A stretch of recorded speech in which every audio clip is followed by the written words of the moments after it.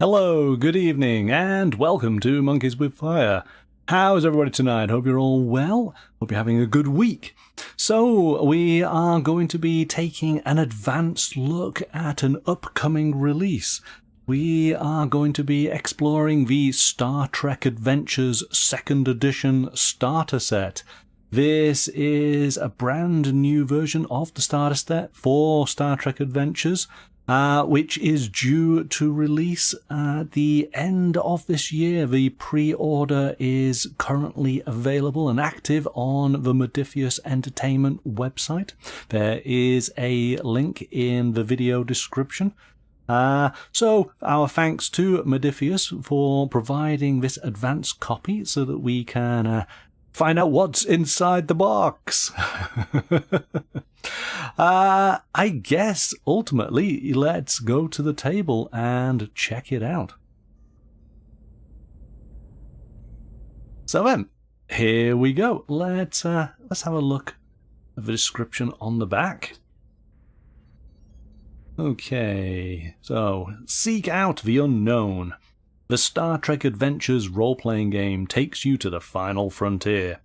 You may travel to the edges of known space, to colonies in need, to the borders of neighbouring galactic powers, or into the eye of interstellar phenomena. Explore strange new worlds, encounter fantastical alien life forms, and engage in dramatic adventures in a detailed and immersive galaxy. To boldly go where no one has gone before. So this starter set contains everything you need to begin your journey into the final frontier, including an epic campaign of 3 linked missions designed to challenge a brave crew of 3 to 7 player characters. And then enclosed within there is a rules booklet, a campaign booklet, ship sheet and character sheets, reference sheets, dice, and tokens. Essentially, everything you need to play. Alright. So then, let us jump on in and take a look. This is the second starter set that we have taken a look at recently. Regulars to the channel will know we actually looked at the Call of Cthulhu starter set just a couple of weeks ago. And in fact, next week we're going to be looking at a starter set for another system.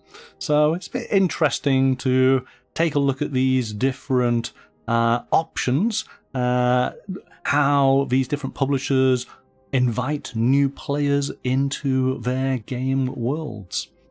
So what do we have? We have some wonderful 20-sided dice.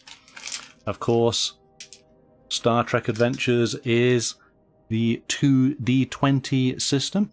These dice, I believe, are unique to this particular set. And you can, of course, see the Starfleet insignia on the 20. Actually, is it the 20? No, it's the 1, isn't it? Yes, because there's your 20, so it is the 1. Because, of course, this is a roll low system. You are trying to roll under a target number. We'll put those to one side. We're going to have lots of things out on the table. What do we have? We have our starter set rules booklet with the brand new artwork from the 2nd edition rulebook. We've then got... Oh, can we get it out? No, I have to go the other way. This is the starter set campaign booklet featuring this new art. We've got an away team there, down on this mysterious planet. Maybe it has something to do with this 3-part campaign. We'll find out soon enough. We've got a sheet of tokens, which I've already started to mess up. So we'll find out about those, but of course we've got various faction insignias there. What's on the other side? Aha! Lots of red alerts. we'll place those over here. We then have a variety of sheets to take a look at. I'll just put that slightly like this. We have our starship. This is the U.S.S. Challenger NCC 2023. A Federation starship, Constitution-class. Of course, this is of the same class as the Enterprise. And just looking, I think this version of the ship is the one that is part of the Star Trek Strange New Worlds, which is, I think it's coming back. Is it next year? So, what do we have? We have obviously some details on the systems and departments, details on its attack, phaser banks, photon torpedoes, tractor beam, talents, command ship, modular laboratories, rugged design, secondary reactors, and then of course a special rule which is saucer separation.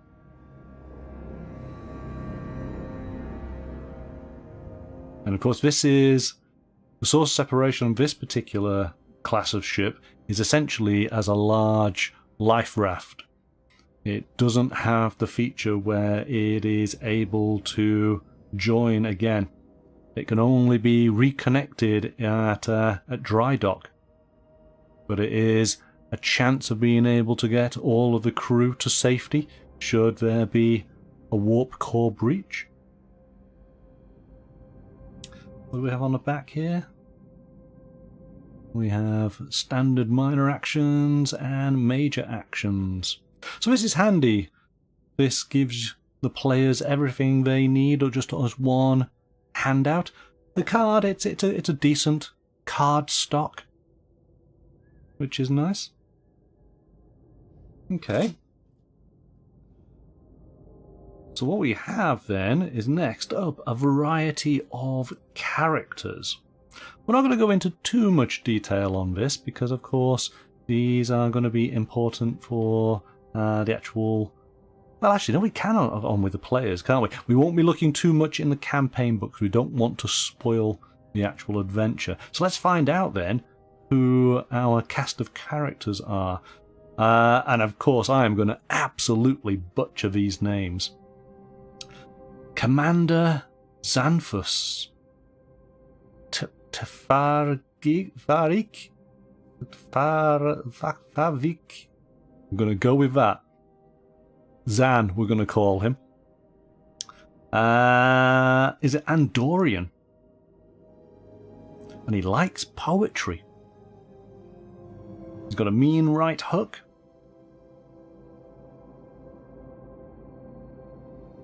So, what does it say? What? He's the commander. Okay. Ah, because we have a Commodore. Well, that's interesting. So, Commodore Nella Zen. She is Trill.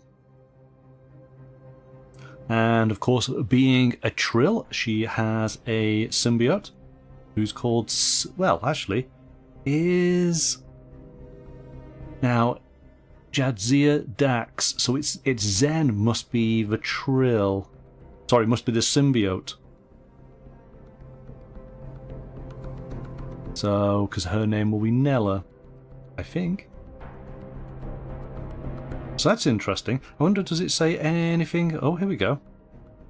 Oh no, hang on. No, her name is Nella Zen, but the symbiont is called Seal.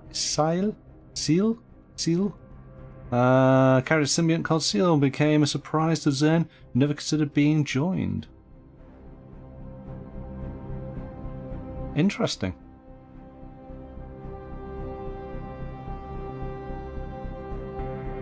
And she's got some interesting backstory in regards to some time travel. That's going to be an interesting character to play as. I guess that's the good thing about this second edition, is that they've got so much Star Trek lore to lean into as far as characters and settings, planets and ships. There's an absolute abundance of material. And of course, this being a second edition, Modiphius has got many, many years of Star Trek experience under their belts. They know what they're doing with this particular franchise, don't they? And of course, the 2D20 system is a tried and tested system. All of their games are powered by it, and this will be the latest iteration of that system. So there have been numerous little tweaks happening during the course of their releases. This is, of course, taking on board all of the player feedback they've received over the years. Who's this? Lieutenant Junior. I guess that's what it means, yeah. Rashid Kamel.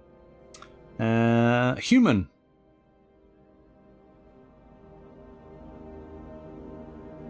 So he is, sounds like he's a pilot. Yeah, enjoys piloting small spacecraft. He's not just a skilled pilot, he makes it look good.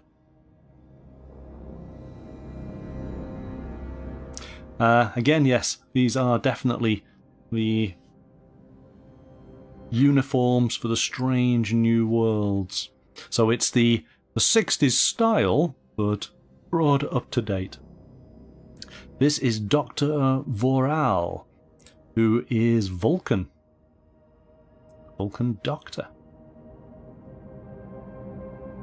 And obviously she's the physician, probably the chief medical officer on the starship. Again, I like how some of these little character texts, they have links to the other players. That makes the role-playing around the table a bit more interesting. Ah, okay. This is... oh gosh, more names for me to ruin. Ensign Lanier Tenon. We're going to go with that. Who is Betazoid. Betazoid, of course, being the species that Deanna Troi comes from. So he is telepathic. Formidable telepathic abilities to communicate with alien beings. He sharpens his telepathy through daily meditation.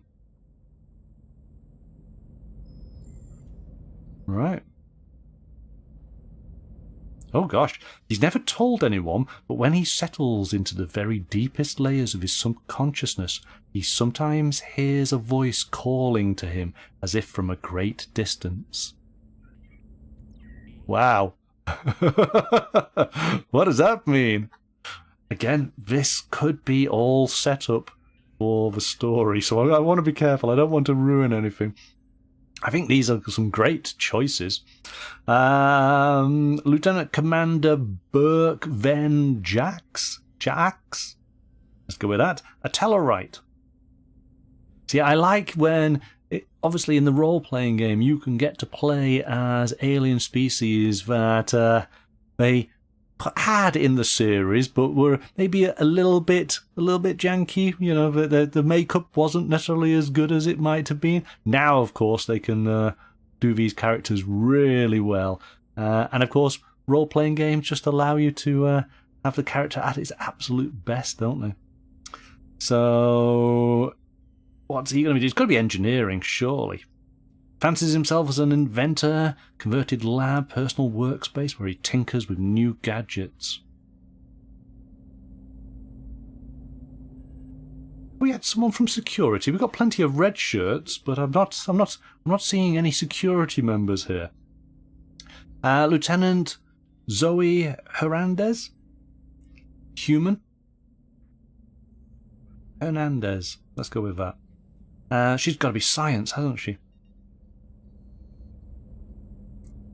So she studied the exotic plants that eke out an existence on a planet's harsh environment. earning her a crop genetics internship at the Daystrom Institute. Ah, yes, a dedicated focus of botany. She's just a lieutenant.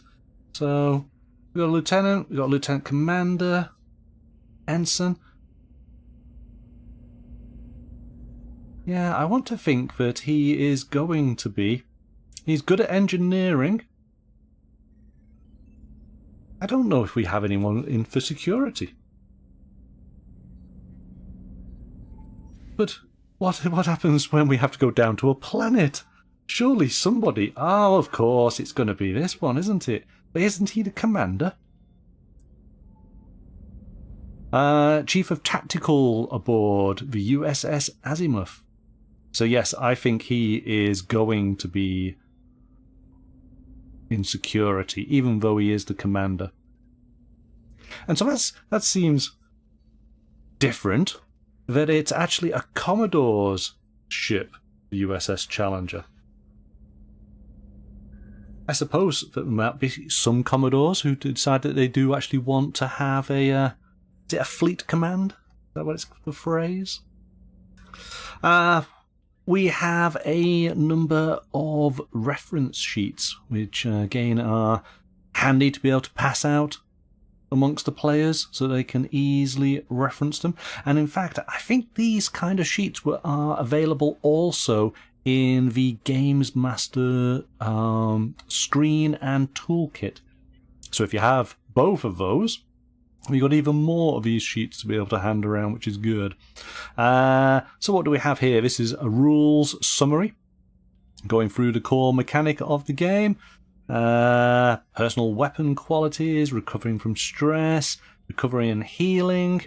These are all double-sided. Major actions, minor actions. Determination spends.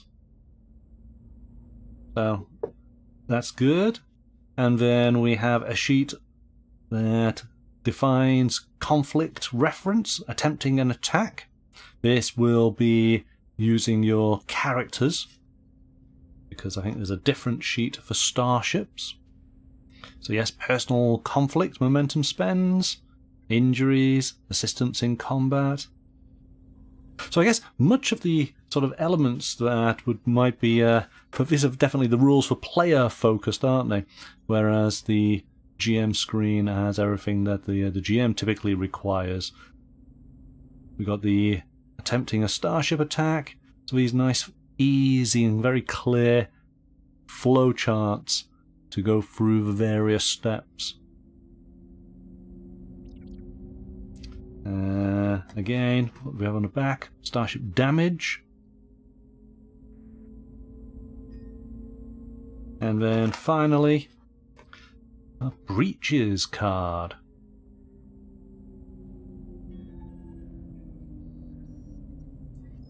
Damage, malfunctioning, primary offline, communication breaches, computer breaches.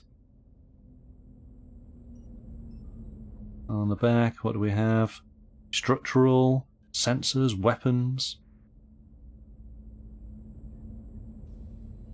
So these are the various serious damages that can occur to a starship. Okay, so we got plenty of handouts here, which is good. Let's put these away. I'm going to keep these out just in case we want to reference them. We'll put the tokens back.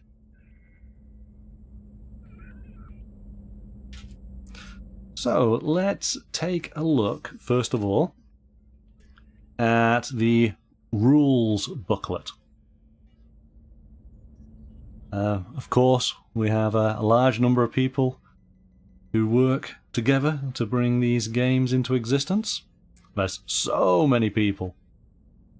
And what do we have then? We have 5 main sections: a University of Possibilities, Operations, Conflict, Starship Fundamentals, and Starship Conflict. So typically with starter sets, these are sort of cut down, abridged versions of the rules. And I believe that this has been specifically written for new players to try and make it as easy as possible for somebody who's never played the Star Trek role-playing game, or a role-playing game at all for that matter, to get them into the game as quickly as possible. Now, having looked at this by comparison to the core rulebook, this is just the rules. All of the wonderful lore and setting information about Star Trek is not included in this pack. That, of course, is all part of the core rules. So this is very much just the rule system, and that's kind of what you expect from a starter set. Good evening, Roger. Thanks for joining us. We're just going through the Star Trek Adventures starter set for the 2nd edition.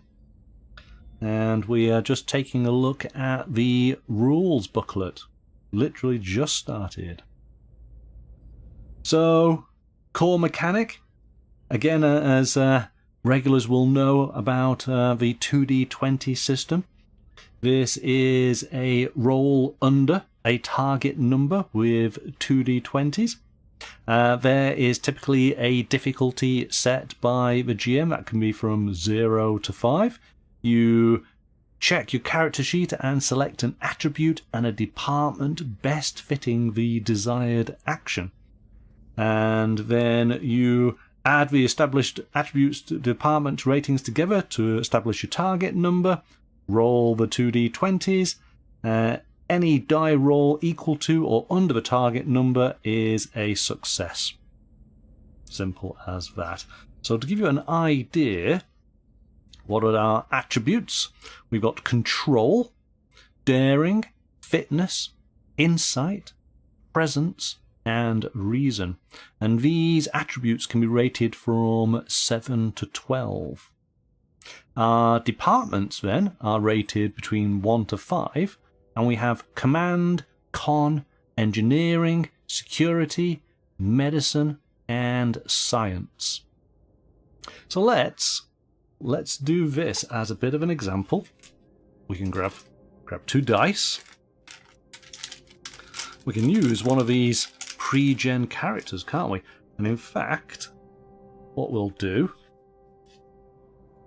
we will take our pilot, and because we have them set out here, so let's say, for example, he is piloting a shuttlecraft and he is going to be doing a reasonably straightforward maneuver. Maybe he's doing a docking maneuver to a space station.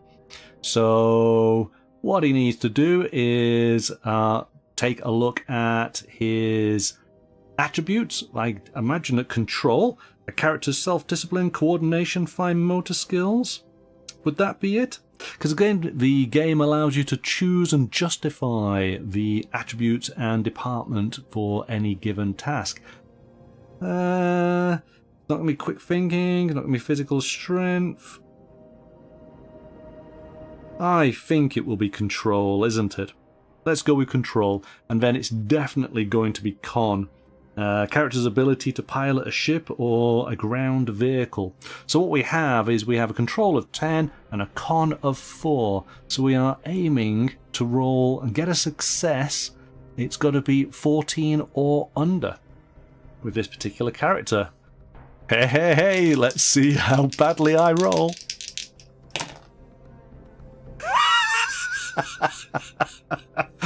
It's been a while since I've done any dice rolling, and with those kind of results, you can understand why.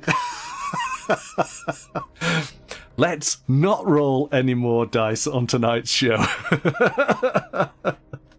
Gosh, I'm so rubbish. Oh, why do dice hate me so? So yes, I think that our pilot there has just scraped some of the paint off his new shuttlecraft along the side of the wall. I'd like to think that making a docking maneuver is relatively easy for him, given how such a flyboy he is. So, yes. Okay. So we've gone through, essentially, that is how you do any tests within the game. It will just be down to the GM to determine how difficult the actual action is, and that then determines how many successes you need. I thought that was going to be a simple maneuver and only required one success, but clearly I couldn't even match that. It breaks down how the game plays in scenes, which is very much the style of the TV show. When you have characters talking in a location, you act through that particular scene, do any checks that are required, and when you move from that location, you start then the next scene. So pretty much just format it like the TV show or a movie. Talks about traits. This was something that was new to me, but Modiphius seem to be putting that into more and more of their games. So this is giving items or locations or characters sort of keywords that are important to that item, character or thing at that time until they are not. And this can either make a interaction maybe more difficult or easier, depending.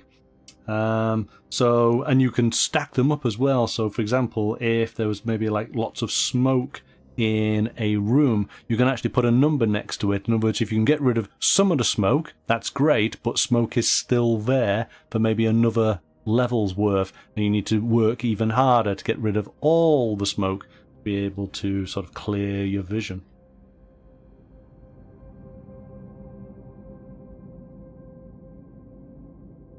So, talking about tasks and attempting a task, that's essentially what we've just done, doing those quick rolls. Of course, as we flick through this, you'll get to see some of the amazing artwork that is part of the second edition, to which I really like. And I like how there is elements from all the TV shows, from all the movies, from all the different multiverses that is in Star Trek now. It's good that everyone gets a little bit of representation, and so if you are a fan of Star Trek for many, many years, you should see something that you like. So I do like, of course, the classic Enterprise. There's only one Enterprise, let's be honest. Okay, we have a flowchart here on guiding you through attempting a task, which of course is part of the reference sheets. But of course you can have the rule book here to hand around as well. Now if you need to do a task that requires 3 or even 4 successes, then how do you improve the odds? You've got momentum. Some of your talents can reduce the cost of buying additional D20s, so effectively you can buy and get hold of more dice to be able to hopefully get more successes on. Teamwork and assistance, working together to try and be successful in a task.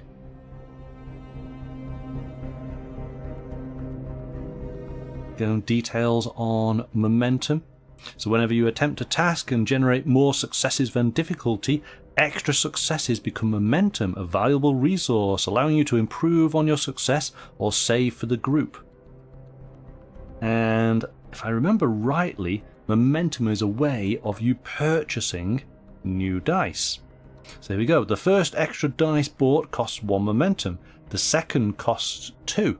So if you previously, during the course of your adventure, you had rolled up multiple successes, you can bank some of those extra successes to have the momentum to be able to spend to buy extra dice when things get more challenging. I think I would possibly need that assistance. And of course, that's what the tokens, some of these tokens are for.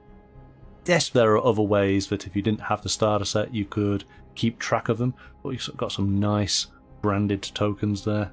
That just adds to the flavour, doesn't it, I guess?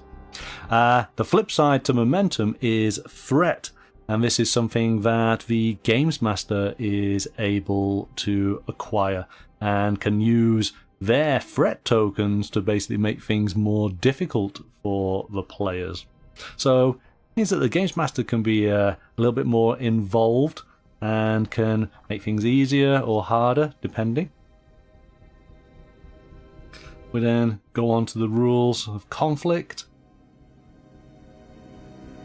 So as you can see, there's a lot in this rule book. There's quite a bit to see. Oh, here we go. We got the new style of Klingons from the Discovery TV series. Major actions. You can assist, attack, create a trait, direct, administer first aid, guard, other tasks, pass, ready or sprint. Injuries. And then combat momentum spends. And then combat equipment.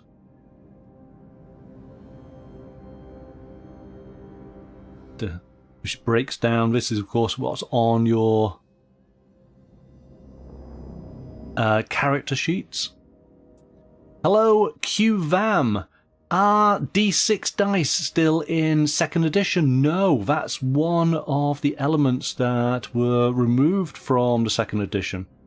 There is a very helpful blog post on the Modiphius website that details all the changes that they made from 1st to 2nd edition. And that's one of the changes that I do recall. But I would definitely advise you to go and take a look at that post. I'm assuming that you've played 1st edition then, yeah? We're just going through, as you can see, the starter set. This is currently available for pre-order on the Modiphius website. There is a link in the video description, so you can check it out. But you do get a nice bag of 5 D20s and no D6s. I've been racking my brains trying to remember what class of starship that is. It is the Reliant, as far as Star Trek II is concerned, and I can't remember. I'm having an absolute brain freeze as far as the type of class. I used to pride myself on knowing all the different classes of starships. Yes, indeed, you've played 1st edition. We'll check the Modiphius site then. Yep, no, that is definitely the best resource. When they launched as the build-up to launching the 2nd edition, they basically went through and explained all the differences for existing players, what they're going to experience in this new version. And yes, the D6s were removed. So, starship details. Because, of course, your starship is just as important as the key characters in the game. It's kind of like the additional character, isn't it? It's such an important aspect of Star Trek.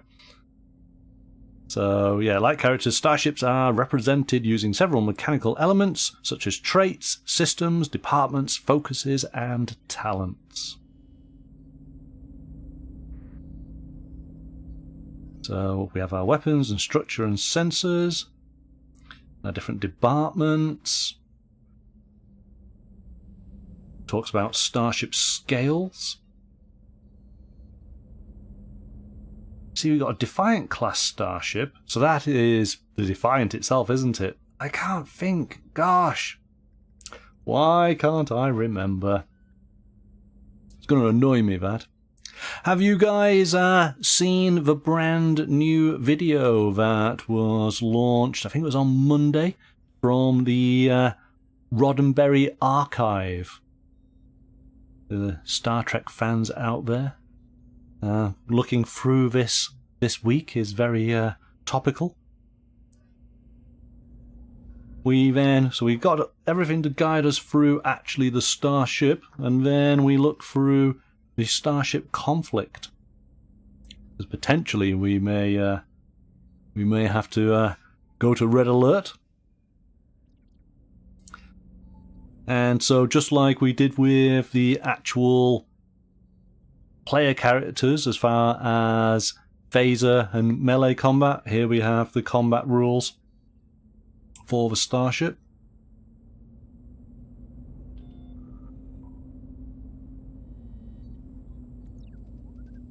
And again, we will have, I believe we've got a, do we have a flowchart? Have I gone right past it?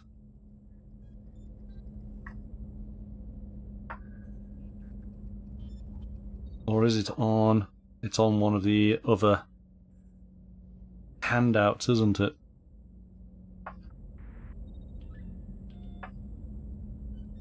Yes, but it does give an example, and I thought that's very handy.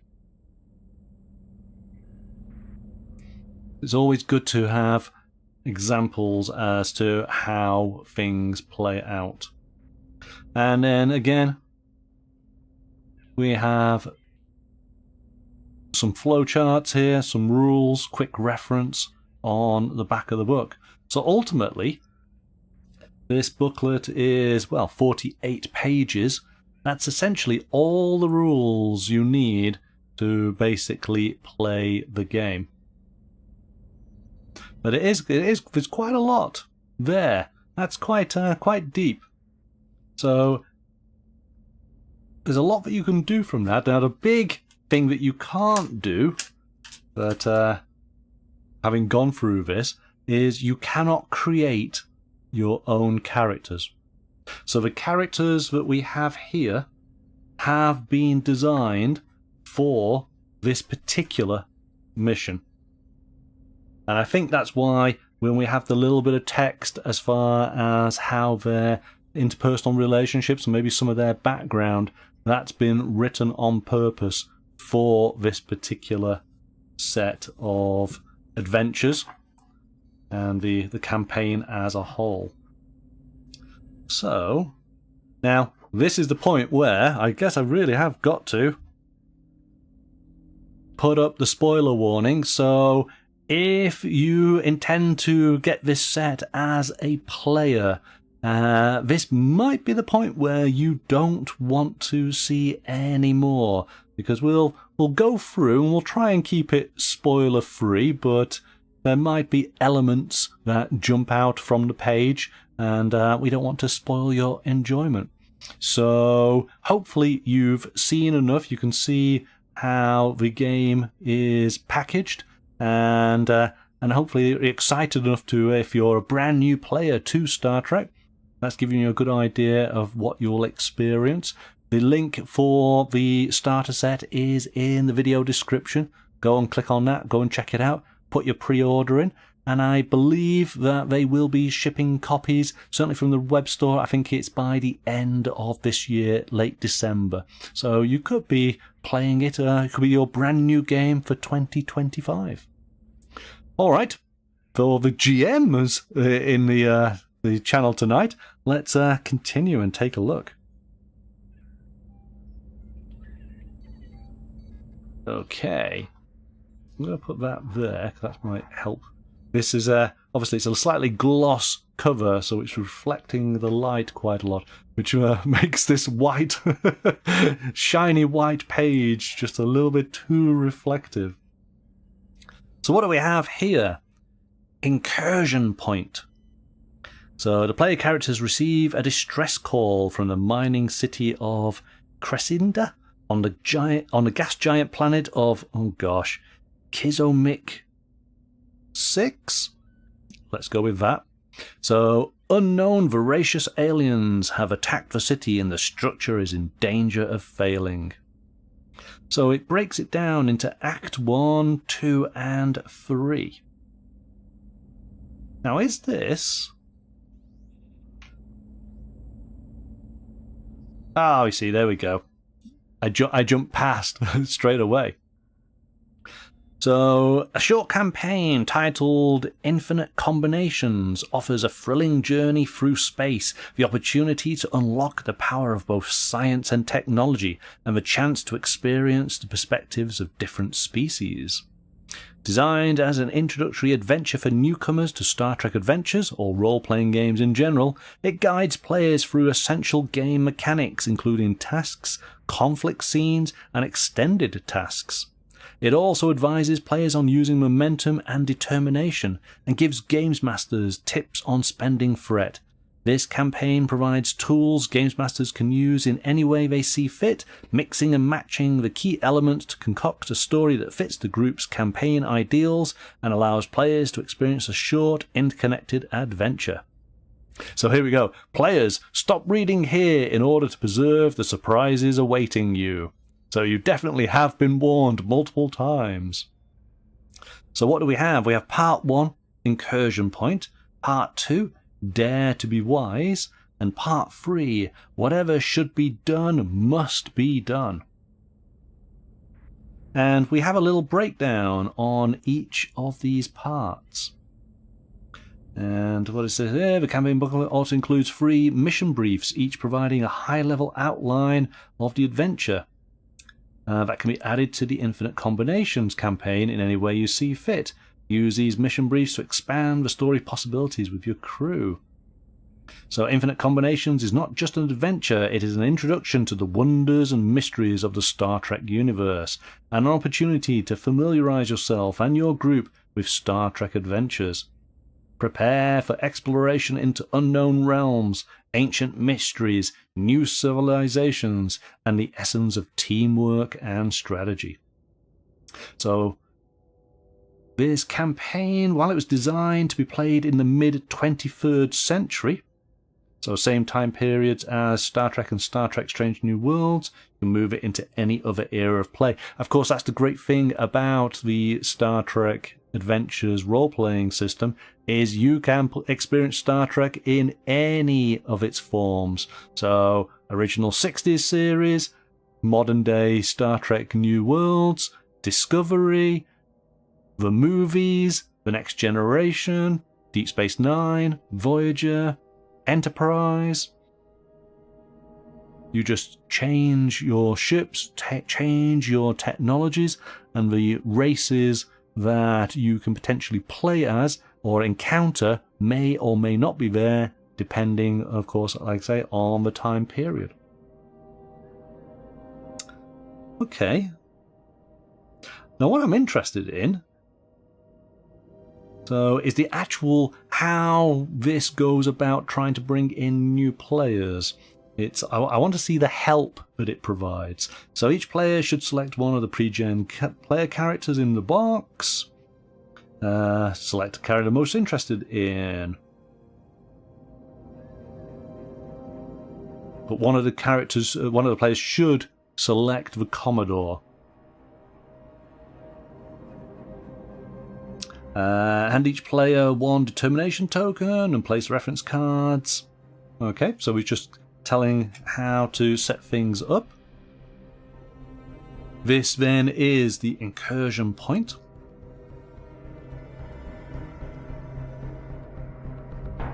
And we have Act 1. So it seems that we get straight into the action. Teaching you basically how to fire a phaser. And it does give the firing a phaser as a difficulty 2 control and security task. Tendrils of Terror. Very sort of 60s title, isn't it? But that's good that it gets people into the action straight away. In fact, it reminds me of an actual Star Trek episode where they had to fight off some creature that was up in the ceiling, wasn't it?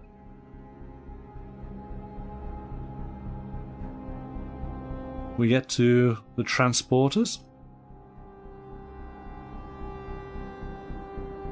So I think this is actually quite a... Yeah, so this Act 1, this is interesting. So we're broken down into acts. The acts are then further broken down into scenes. We then go into Act 2. So this is actually the fall of this particular city. We got to evacuate.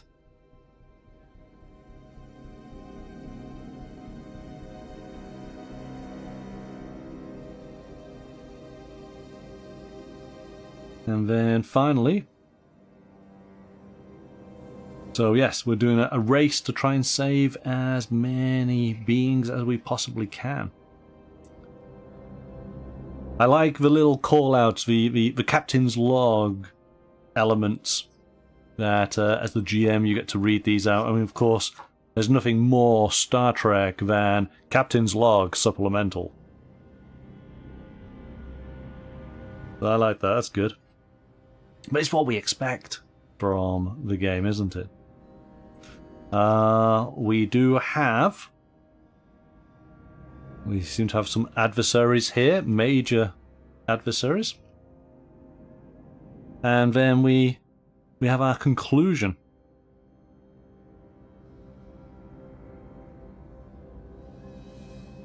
Moving on then to the next chapter, and pretty much following the same format. But what are we going to learn? So here we go. Objectives. So in addition to the Prime Directive, the directives of this mission are to seek out new life and new civilizations, conduct scans of the heavy metal asteroid field, protect the safety of the ship and crew. This is interesting. So let me just go back to the first one. Did it say what our directives were? So, in addition to the Prime Directive, the directives for this mission are to evacuate the residents of the city and investigate the origin of the invasive creatures.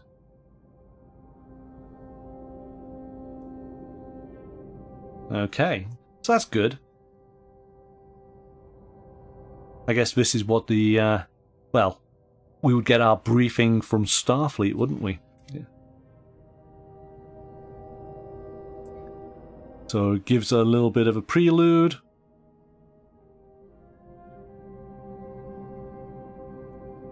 And this is us going in space now through an asteroid field. Again, the artwork, absolutely fantastic. Really nice.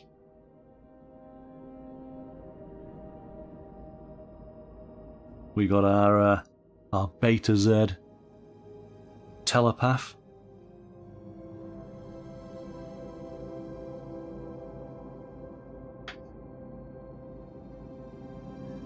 Get to our conclusion. And then we have our final chapter.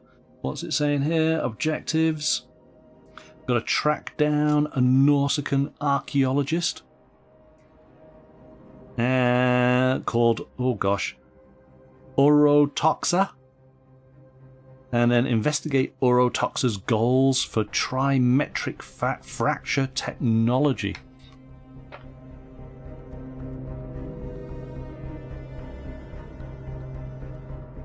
We got to do some persuading of an admiral.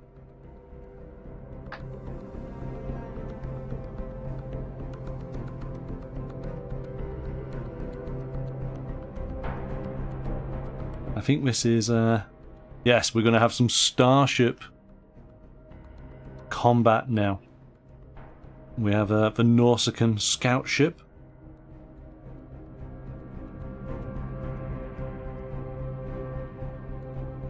So this really is, we're getting a good blend of Star Trek sort of set pieces. I'm liking this sort of archaeological sort of side to the adventure.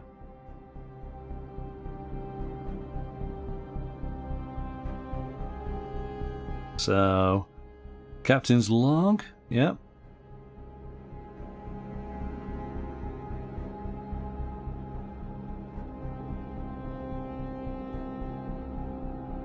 So have the player of the commanding officer read the following.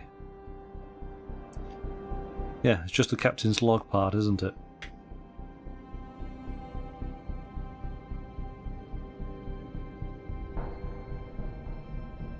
And then finally...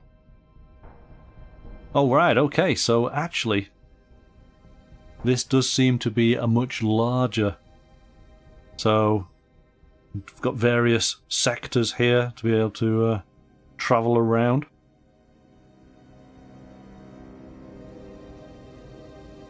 So this last section does seem to be...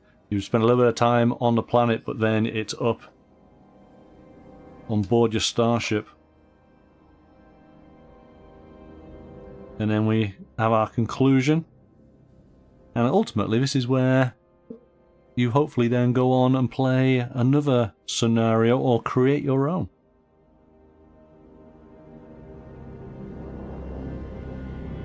Mission briefs. So the free mission briefs contained in this booklet are thematically linked to the three-part campaign. So a mission brief contains several elements that collectively creates a high-level outline for a Star Trek adventure mission. Ah, so even once you completed this, these mission briefs you could actually then expand upon and create your own adventures.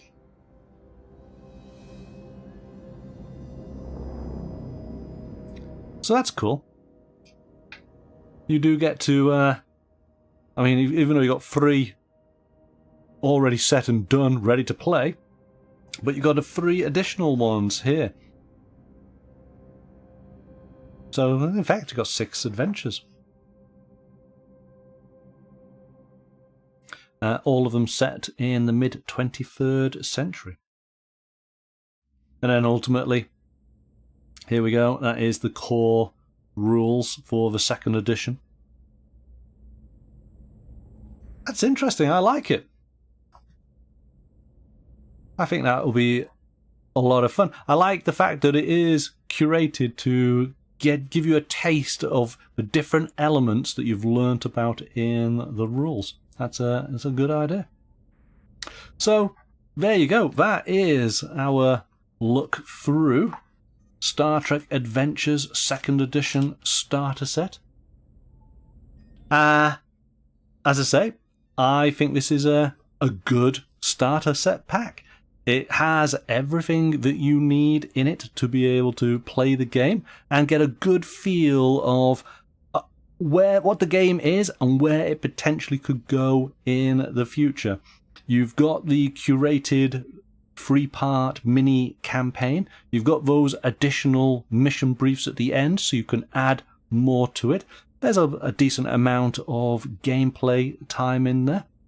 You've got 7 characters to choose from.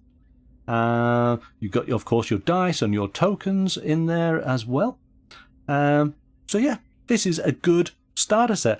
The quality, which of course is, hard for me to sort of show, but it's a good sturdy box.